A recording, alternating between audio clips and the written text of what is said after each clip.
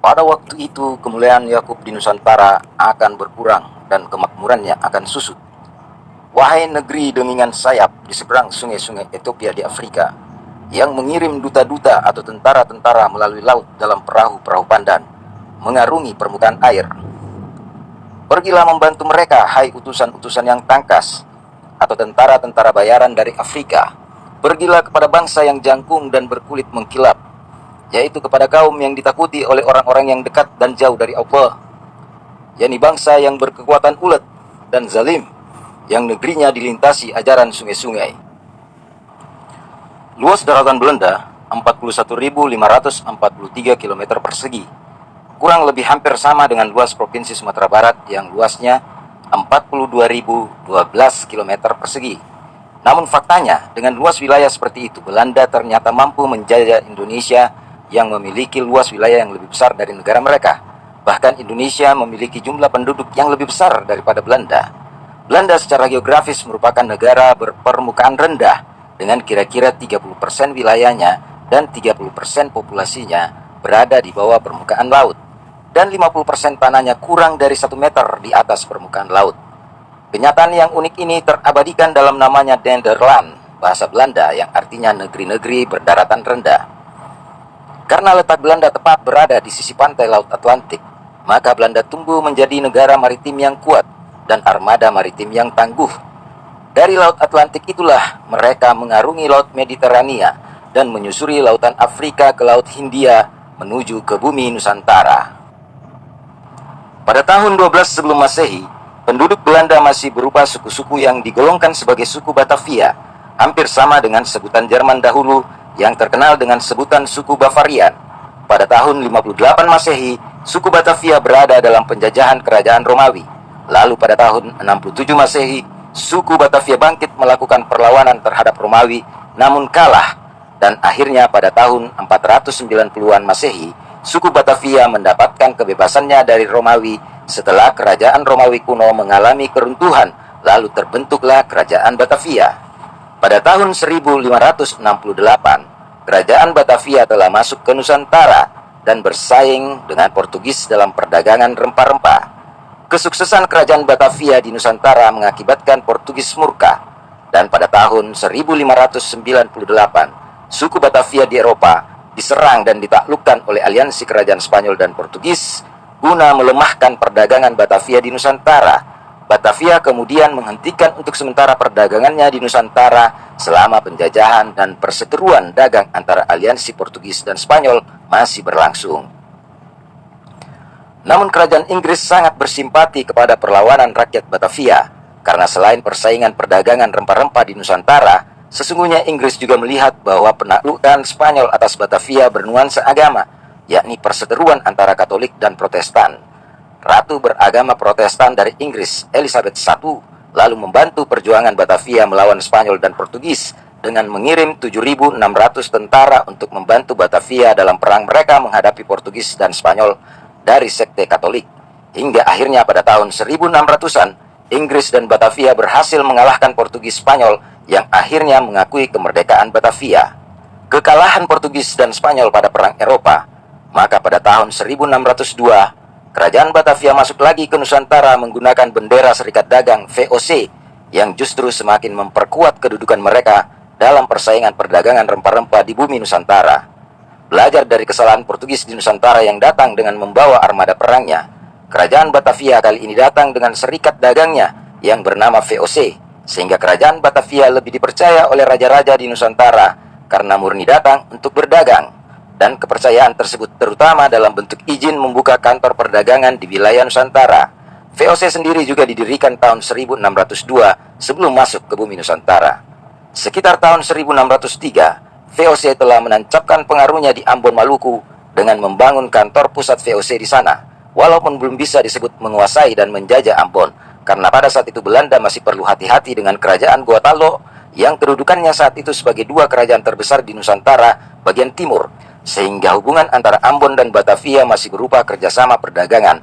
Namun demikian, agama Protestan yang dibawa kerajaan Batavia telah menyebar di hampir seluruh wilayah Ambon bagian timur.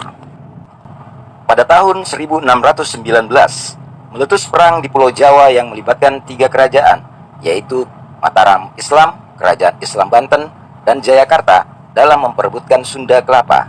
VOC melihat ada peluang di sana dengan dalih bahwa Kerajaan Jayakarta adalah salah satu mitra dagang terbaik Batavia, maka mereka siap membantu Kerajaan Jayakarta mempertahankan Sunda Kelapa dalam bentuk penyediaan pasukan tentara yang besar. Kerajaan Batavia pun merekrut tentara dari Rusia, Yaman, dan wilayah-wilayah Timur Tengah dan Asia Tengah, serta Asia Timur seperti Iran, India, Tiongkok, serta pemuda-pemuda lokal dari Ambon guna membantu Kerajaan Jayakarta. VOC dan Kerajaan Jayakarta pun berhasil mempertahankan Sunda Kelapa dari incaran Banten dan Mataram. Sunda Kelapa pun resmi diberi nama Kota Batavia, mengikuti nama negara mereka, walaupun pada saat itu Sunda Kelapa belum resmi ditaklukkan Belanda karena peperangan dengan Mataram dan Banten masih berlangsung. Pada tahun 1667, pecah perang saudara di Sulawesi antara Kerajaan Bone dan Kerajaan Goa. Karena Kerajaan Goa tidak mau mendengarkan seruan Syekh Yusuf Al-Makassari, seorang ulama keturunan langsung dari Kerajaan Talo di Makassar. Syekh Yusuf menyeru Sultan Hasanuddin agar menghapus kebiasaan masyarakat Sulawesi dalam hal praktek perdukunan, minum minuman tuak, dan perjudian sabung ayam yang terjadi di tengah masyarakat Sulawesi. Namun Sultan Hasanuddin menolak, sehingga Syekh Yusuf terpaksa meninggalkan Sulawesi karena tidak tahan melihat segala kemaksiatan tersebut. Perlakuan Sultan Hasanuddin kepada Syekh Yusuf telah membuat Arupalaka Raja Bone murka, yang akhirnya menimbulkan perang saudara antara Bone dan Goa atas persetujuan Raja Talo yang mendukung Arupalaka. Kondisi ini dimanfaatkan Belanda untuk mengalihkan perhatiannya ke Nusantara bagian timur. Dengan dalih bahwa Kerajaan Bone adalah mitra dagang VOC yang terbaik di Nusantara, dan juga karena Kerajaan Goa terlalu mendominasi perdagangan di Nusantara bagian timur yang sangat merugikan VOC dan Bone, maka VOC merayu Arupalaka untuk membantu Kerajaan Bone dalam hal penambahan pasukan, karena VOC melihat Kerajaan Bone kalah jumlah melawan Kerajaan Goa. Ucapan manis ini tentunya membuat Kerajaan Bone tidak menaruh curiga dan menerima tawaran tersebut. Belanda pun menarik sebagian tentaranya dari Sunda Kelapa menuju Sulawesi. Pada tahun 1669, Kerajaan Bone dan VOC berhasil mengalahkan Goa. Namun dengan sembunyi-sembunyi tanpa sepengetahuan Raja Bone, VOC diam-diam memaksa Sultan Hasanuddin menandatangani perjanjian Bungaya yang isinya penguasaan atas semua wilayah-wilayah kekuasaan dagang Kerajaan Talo di seluruh wilayah timur Nusantara, di mana perjanjian Bungaya berisi pemberian kekuasaan monopoli jual beli rempah-rempah di Nusantara bagian timur. Perjanjian Bungaya ini tentunya adalah bentuk pengkhianatan VOC kepada Kerajaan Bone, yang membuat Kerajaan Bone balik memerangi Belanda, namun kalah. Dan VOC pun semakin memperkuat armada perangnya guna menguasai dan mempertahankan Nusantara bagian timur, dan seluruh rempah-rempah harus dijual kepada VOC, yang membuat Kerajaan Batavia semakin kaya raya. Dari Sulawesi, VOC pun memperlebar wilayah kekuasaannya hingga Papua dan Kalimantan, dan setelah menguasai Nusantara bagian timur, membuat Kerajaan Batavia muncul sebagai negara adidaya baru di dunia, sebagai modal bagi mereka untuk menguasai seluruh Nusantara dari Papua hingga Sumatera. Setelah menguasai Kalimantan dan Nusantara bagian timur, maka Batavia resmi berubah nama menjadi Nederland, mengikuti sebutan orang-orang Inggris di Eropa terhadap Kerajaan Batavia yang menyebutnya sebagai Nederland, yang artinya negeri di daratan rendah, karena sebagian daratan Batavia berada di bawah garis laut. Penyebutan nama Nederland guna mempertegas dominasi mereka atas sebagian Nusantara kepada Inggris dan Portugis. Nama Nusantara pun diganti menjadi Nederland Oost-Hindi atau Hindia Timur milik Belanda. Melihat kejayaan VOC yang telah menguasai beberapa wilayah Nusantara, maka Inggris dan Portugis meminta kepada Belanda agar mau membagi secara rata wilayah-wilayah kekuasaannya di Nusantara. Namun Belanda menolak. Pada tahun 1672, Inggris dan Portugis menyerang pusat pemerintahan Belanda di Eropa guna melemahkan kekuatan mereka. Namun Inggris dan Portugis kalah karena Belanda telah berubah menjadi kerajaan yang kaya raya dan superpower, sehingga mampu mendatangkan tentara bayaran di seluruh dunia.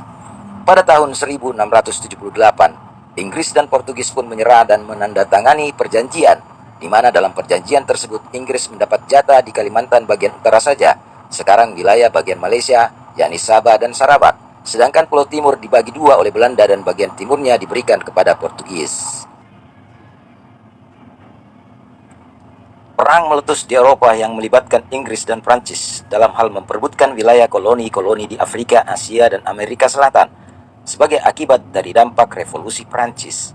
Namun perang itu tidak hanya melibatkan Inggris dan Prancis, namun juga diramaikan dengan keterlibatan Prusia atau Jerman, Austria, Rusia, Portugis, Spanyol, Swiss, Sardinia, dan lain-lain sebagai sekutu-sekutu yang membantu pihak Inggris maupun pihak Prancis. Revolusi Prancis pun dimulai pada tahun 1789, di mana rakyat yang tidak puas melakukan perlawanan terhadap Raja Louis VI pada bulan Desember 1792, Raja Louis VI berhasil ditumbangkan dan dieksekusi setahun kemudian. Napoleon Bonaparte setelah itu naik menjadi konsul pertama Prancis pada tahun 1797 dan telah mewarisi republik dalam kekacauan. Dia kemudian menciptakan negara dengan keuangan yang stabil, birokrasi yang kuat, dan tentara yang terlatih, yang membuat Prancis dikhawatirkan akan membuat kekacauan di Eropa.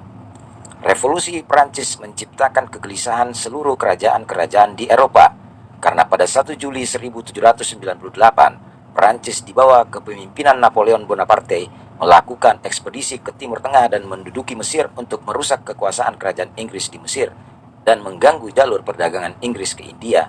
Namun Napoleon gagal menginvasi Mesir. Akhirnya Napoleon memfokuskan peperangan di Eropa dan berusaha menyerang Inggris dengan menguasai Sungai Rhine yang bermuara di laut yang berada di wilayah utara Belanda yang bernama Hollandia. Sempat terjadi peperangan 100 hari antara Belanda dan Prancis untuk memperebutkan wilayah di mana Sungai Rhine bermuara yang membuat Prancis kewalahan. Namun Belanda menyadari bahwa perang Inggris dan Prancis lebih menguntungkan dari gangguan Inggris dan sekutunya di Nusantara. Lalu Belanda kemudian memberikan wilayah di sekitar Sungai Rhine miliknya kepada Prancis melalui kesepakatan dengan Prancis untuk mengembalikan wilayah Holland jika masalahnya dengan Inggris telah selesai.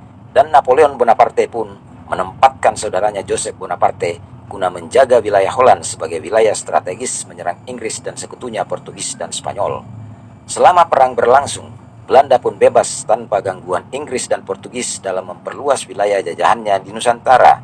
Dan perang antara Inggris dan Prancis beserta sekutu-sekutunya berlangsung hingga tahun 1815 yang ditandai dengan kekalahan Prancis dan runtuhnya kejayaan Napoleon Bonaparte. Dan perang tersebut telah menguras tenaga dan keuangan kerajaan-kerajaan di Eropa selama belasan tahun ke depan.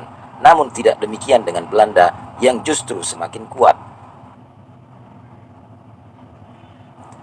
Pada tahun 1830, Belanda menundukkan Pangeran Diponegoro yang mengakhiri perlawanan kerajaan-kerajaan di seluruh tanah Jawa terhadap Belanda, yang mana Belanda akhirnya berhasil menduduki seluruh pulau Jawa. Pada tahun 1837, Belanda berhasil menaklukkan Sumatera Barat dan Mandailing hingga ke wilayah Bonjol, dan dari sini Belanda memperluas area kekuasaannya ke seluruh wilayah Sumatera. Setelah menguasai seluruh Nusantara, maka pada tahun 1872 Belanda membubarkan VOC sehingga seluruh kegiatan di wilayah kolonial Belanda betul-betul di bawah kendali kerajaan Belanda di Eropa. Secara licik Belanda mempailitkan VOC agar seluruh hutang-hutangnya pada negara lain maupun kerajaan-kerajaan mitra VOC di Nusantara tidak dapat ditagih lagi karena hukum internasional melarang penagihan hutang bagi perusahaan yang sudah bangkrut, sehingga tidak ada beban lagi bagi Belanda kepada seluruh kerajaan-kerajaan taklukannya di Nusantara. Karena hutang-hutang VOC ini adalah hutang dari kerajaan-kerajaan kecil di Nusantara yang dahulu meminta perlindungan kepada VOC dari kerajaan-kerajaan besar di sekitar mereka, maka selama Belanda berkuasa, kerajaan-kerajaan kecil ini masih diberi kesempatan untuk menjalankan kegiatan internal istana dan berhubungan dengan rakyatnya serta menarik pajak di bawah pengawasan Belanda. Sementara kerajaan yang melakukan perlawanan kepada Belanda dihilangkan dari permukaan bumi Nusantara. Namun pada masa gerakan rakyat Indonesia mempertahankan kemerdekaan terhadap agresi militer Belanda setelah kekalahan Jepang pada Sekutu, kerajaan-kerajaan ini masih tetap berkomitmen pada Belanda, bahkan ingin mendirikan negara sendiri di bawah persetujuan dan janji Belanda kepada mereka. Sehingga di awal zaman Orde Lama berkuasa, seluruh raja-rajanya dibantai oleh pemerintah Indonesia karena tidak mau mengakui kedaulatan negara Indonesia. Selama penjajahan Belanda, maka tentunya seluruh rakyat di Nusantara harus tunduk kepada Ratu Helmina sebagai pemimpin Hindia Belanda. Ratu Helmina dari Belanda lahir 1880, seorang ratu yang pernah berkuasa di Nusantara dari Sumatera hingga Papua. Beliau menggantikan ayahnya sebagai pemimpin di negeri Belanda dan di seluruh wilayah taklukan Belanda.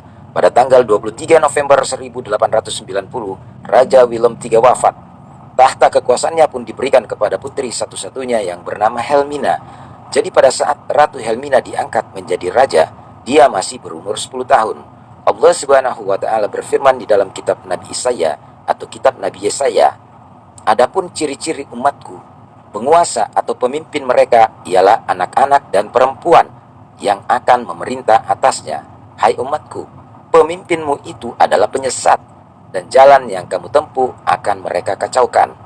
Coba Anda bayangkan, Nusantara yang dahulu terdiri dari kerajaan-kerajaan Islam terpaksa harus dipimpin oleh seorang wanita yang masih anak-anak dari kaum beragama Nasrani. Dalam Islam hal itu adalah satu penghinaan besar bagi suatu bangsa. Allah Subhanahu wa taala berfirman di dalam Al-Qur'an surah An-Nisa ayat 34, "Kaum laki-laki itu adalah pemimpin bagi kaum wanita, oleh karena Allah telah melebihkan sebagian mereka atas sebagian yang lain." Pemimpin wanita, apalagi masih anak-anak, tentunya sangat dilarang oleh agama. Tapi mengapa hal itu bisa menimpa bangsa Indonesia? Karena kemusyrikan dan kemaksiatan bangsa Indonesia pada saat itu yang mulai bergaul dengan dukun-dukun dan kuburan keramat, sehingga Allah mengirim seorang ratu dari bangsa yang jangkung dan kulit mengkilap dari utara sebagai azab yang menghinakan, yang akan memalingkan sebagian mereka dari Islam.